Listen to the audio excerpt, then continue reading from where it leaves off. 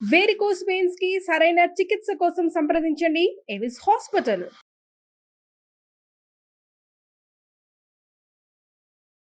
Hello Ram గారు. Hi Nagaraju. ఒక మనిషి మాట ప్రభావం ఏ మేరకు ఉంటుందన్న అంటే మనం పాజిటివ్ మాట్లాడినా నెగిటివ్ మాట్లాడినా దాని తీవ్రత ఇంకొక మనిషి మీద కానివ్వండి, ఇంకొకళ్ళ కెరీర్ మీద కానివ్వండి, ఏ మేరకు ప్రభావితం చూపించే అవకాశం ఉంటుంది? అసలు మనిషి మీద ప్రభావం అంటే ఉన్నది మాటలే కదా నాగరాజు. ఇప్పుడు మనం మాట్లాడుకున్న మాటలే ఎంతమందిని ప్రభావితం చేస్తున్నాయి. వర్డ్స్ అనేవి ఎంత శక్తి ఉందంటే words may hurt or words may heal also. గాయాలని చేయాలన్నా, గాయాన్ని మాన్పాలన్నా మాటలే. ఎన్ని ఉద్యమాలు మాటలతోనే ఉద్యమాలుగా తయారయ్యాయి. ఎన్ని రకాలైన ఆలోచనలు మాటల రూపంలో మారి ఆ మాటల్ని ప్రజల్ని ప్రభావితం చేశాయి. ఎన్ని మాటలు మనిషి కృంగిపోతూ ఉండగా కృంగిపోవడం నుంచి పొంగిపోయేంత స్థాయికి ఎదిగేలా చేశాయి. సో భగవద్గీతలో కూడా అర్జునుడు యుద్ధానికి వచ్చి నచరాజ్యం సుఖానిచ అని, అసలు నాకు ఈ రాజ్యం వద్దు, సుఖాలు వద్దు, స్వర్గం వద్దు, నాకు ఎందుకు ఊరికి వదిలేస్తా అని వెళ్ళిపోయి డిప్రెస్ అయ్యి మనిషి కుంగిపోయి ఉంటే ఒక 2 మాటలే చెప్పాడు. 2 మాటలకే లేచి కూర్చున్నాడు. హతోవా ప్రాప్స్యసి స్వర్గం జిత్వావా భోక్షసి మహీం అన్నాడు. అంటే ఏంటి? చచ్చిపోయావా నీకు వీర స్వర్గం లభిస్తుంది, బ్రతికావా నీకు రాజ్యం లభిస్తుంది, అంటే గెలుపొందిన వీరుడిలా గుర్తింపు పొందుతావు. ఏది ఉన్నా సరే జరగాల్సిందే, ఏదైనా నీకు లాభమే.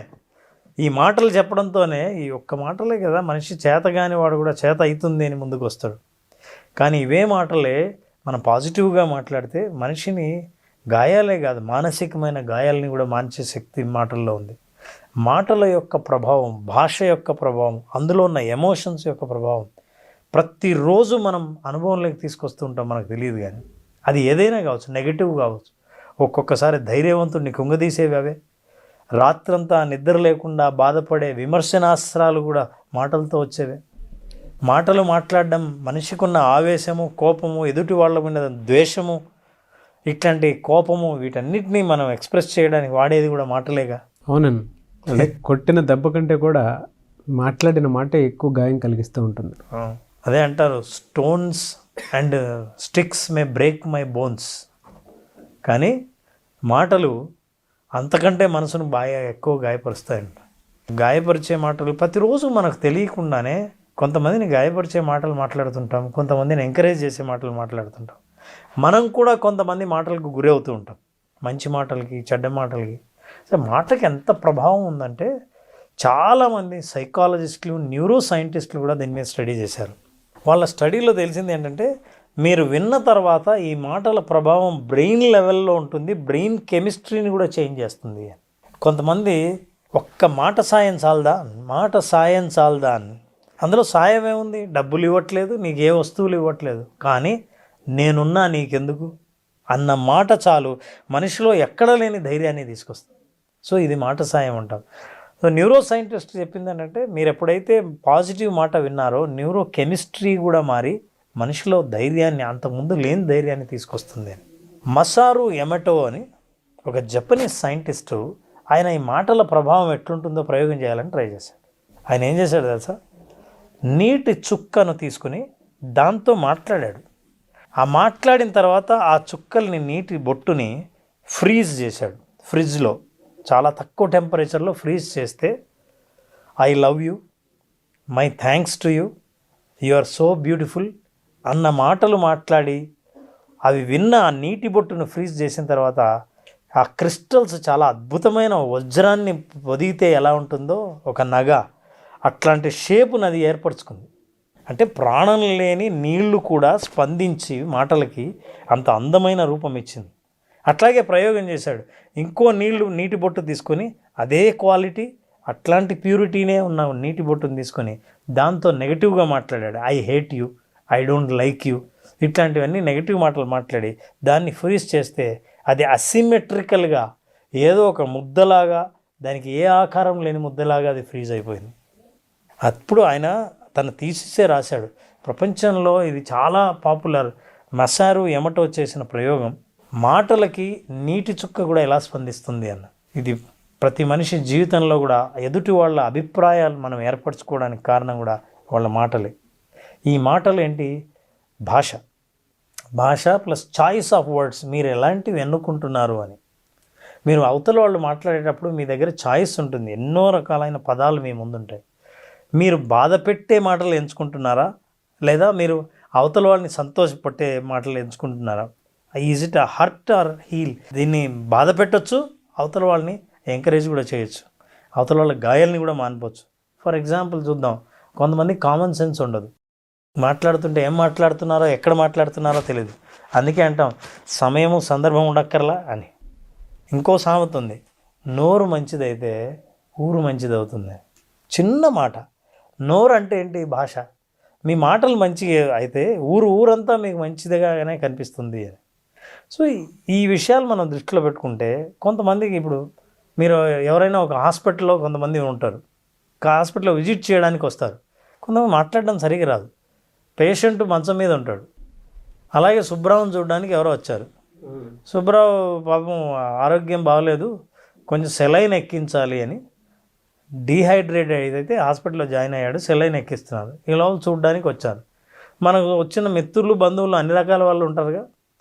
సో బంధువు వచ్చి, సుబ్రావు ఏంటి హాస్పిటల్లో జాయిన్ అయ్యావా? అరే ఏమైంది అంటే, ఇలా అయిందని. నీకు తెలుసా, లాస్ట్ వీక్ నా ఫ్రెండ్ ఇంకోటి ఇట్లాగే చాలా బాగున్నాడు తెలుసా, బాగా నాతో మాట్లాడాడు, ఏం కాలేదు, ఇంకా డిశ్చార్జ్ చేస్తామన్నాను. 24 అవర్సే నైట్ హార్ట్ అటాక్ వచ్చి హాస్పిటల్ చచ్చిపోయాడు అన్నాడు. ఇప్పుడు సుబ్రావు ఇంటికి వెళ్ళిపోదామని సిద్ధపడినవాడు ఆ మాట విన్న తర్వాత ఎలా ఉంటుంది? చాలామంది మన చుట్టుపక్కల ఇలాంటి వాళ్ళు చాలామంది ఉంటారు, ఇట్లా మాట్లాడేవాళ్ళు. వాళ్ళకి ఎప్పుడు ఏం మాట్లాడాలో తెలియదు.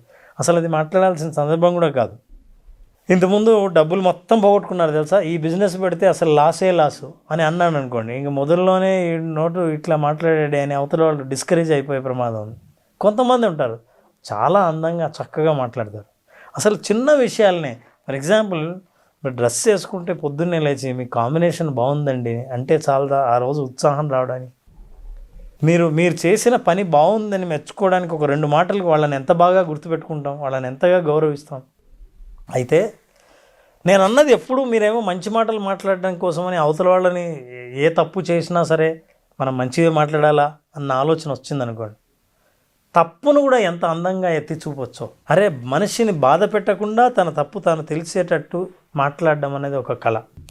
అందుకే అంటాం, ఎప్పటికి అయ్యేది ప్రస్తుతం అప్పటికి ఆ మాటలాడి అన్యుల మనములు నొప్పింపక తానవ్వక తప్పించుకు తిరుగువాడు ధన్యుడు సుమతి అని. ఇతరులను బాధ పెట్టకుండా తాను బాధపడాల్సిన అవసరం లేదు, ఇతరులను సంతోషపెట్టడం కోసం మనం బాధపడక్కర్లేదు. సో ఎప్పుడైతే ఈ మాటల ప్రభావం అర్థం చేసుకున్నామో, ఎన్ని రకాల రీసెర్చ్లు చేసినా తేలింది ఏంటంటే, భాషకి ఒక వైబ్రేషన్ ఉందని. ఎప్పుడైతే వైబ్రేషన్ ఉందో దానికి ఒక ఎనర్జీ ఉందని. ఈ ఎనర్జీ ఎక్కడ ఉందో అది వెళ్ళి ఈ ఎనర్జీ ప్రయాణించి ప్రభావం చూపిస్తుంది. మనం ఏమైనా కావాలనుకున్నవి జీవితంలో ఆకర్షించే మాటలైనా అవ్వచ్చు, మన జీవితంలోంచి వెళ్ళిపోయేవి వికర్షించే మాటలు కావచ్చు. ఇప్పుడు మనం ఇక్కడ చెప్పుకోవాల్సిన 2 విషయాలు ఉన్నాయి నారాజ్. మాటల్లో 2 రకాలు. మనం ఇతరులతో మాట్లాడేది ఒకటైతే, మనతో మనం మాట్లాడుకునేది ఒకటి. వాటినే మనం అఫర్మేషన్స్ అంటాం. Positive affirmations, negative affirmations. ఏంటో నా జీవితం ఇలా ఉంది, నేను ఇలా అయిపోయాను. అలాంటి వాళ్ళు ఎలా ఉంటారంటే, పొద్దున్న లేచినప్పటి నుంచి లేస్తూనే తన సెల్ఫ్ సింపతి, తనల్ని సెల్ఫ్ బ్లేమింగ్, తిట్టుకునేటప్పుడు ఎప్పుడైతే ఆ యాటిట్యూడ్ ఉందో లాంగ్వేజ్ ఎప్పుడు బ్లేమింగ్ లాంగ్వేజ్ వస్తుంది. నేను పనికిరాను, ఏమీ చెయ్యలేను, డెవలప్ అవ్వలేను, లాభాలు రావు, ఇలాంటి మాటలు మాట్లాడినప్పుడు మీరు మాట్లాడే కొద్దీ మీలో శక్తి కుంగిపోతూ ఉంటుంది, చెయ్యాలన్న ఉత్సాహం కూడా పడిపోతూ ఉంటుంది. అలాగే నేను అన్నది పాజిటివ్ విషయాలు.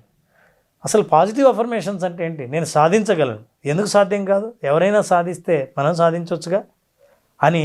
నేను బాగున్నప్పుడు మళ్ళీ రేపు బాగుంటాను, ఇప్పుడున్న పరిస్థితి శాశ్వతం కాదు అని ఈ మాటలని అనుకున్నప్పుడు మనకు ఉత్సాహం వస్తుంది. ఎప్పుడు ఎవరో ఒకరు మనం ప్రోత్సహించడానికి చుట్టూ ఉండాల్సిన అవసరం లేదు. మన గురించి మనతో మాట్లాడే మాటలు కూడా మనల్ని హీల్ చేసే అవకాశం ఉంది. అందుకే విజువలైజేషన్లో మీరు ఏదైనా అఫర్మేషన్స్ చెయ్యాలి అనుకున్నప్పుడు ఆ పాజిటివే అంటే ఒక బ్లూ ప్రింట్ ఇస్తూ ఉంటారు. మౌనంలో నుంచి వచ్చినటువంటి ప్రతి మాట విజువలైజేషన్లో బ్లూ ప్రింట్ అయ్యి అది నిజ రూపం దాల్చేంత వరకు మీరు ఆ అఫర్మేషన్స్ ఇస్తూనే ఉంటారు. సో ఈ అఫర్మేషన్స్ అన్నవి కూడా వచ్చినవి మాటల నుంచే. సో ప్రపంచంలో మనం చూసే ప్రభావాలన్నీ ఎవరో ఒకరి మాటల నుంచి ఊడిపడినవి.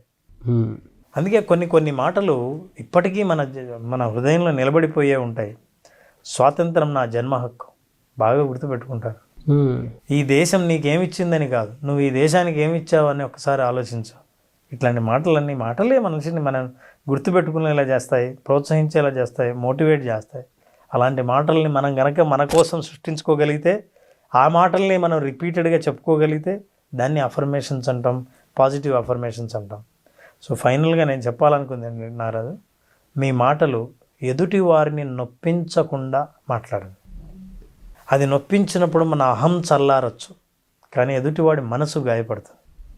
శరీరం గాయపడితే మందేస్తే ఆ తర్వాత అసలు ఒక్కోసారి మన గాయాన్ని మనమే మర్చిపోతాం, ఇక్కడ ఉందన్న విషయం కూడా మర్చిపోతాం. కానీ మనసు చేసిన గాయం మర్చిపోయినట్టు ఉన్నా అవతల వాళ్ళు మర్చిపోరు. కొంతమంది ఉద్దేశమే గాయం చేయాలని ఉంటుంది.